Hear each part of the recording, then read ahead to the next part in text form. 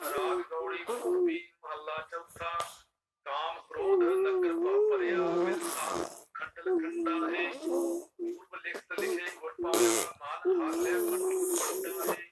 ਕਰ ਸਾਧੂ ਧਰਮ ਲਈ ਪੁੰਨ ਵੱਡਾ ਹੈ, ਕਰ ਡੰਡਾ ਪੁੰਨ ਵੱਡਾ ਹੈ। ਰਹਾਉ ਸਾਖਤ ਹਰ ਰਸ ਸਾਧ ਨ ਜਾਣਿਆ, ਤਿਨ ਅੰਤਰ ਹਉਮੈ ਕੰਡਾ ਹੈ। ਜਿਉ ਜਿਉ ਚਲਹਿ ਚੁਭੈ ਦੁਖ ਪਾਵਹਿ, ਜਮ ਕਾਲ ਸਹਿ ਗੁਰਾਂਸ਼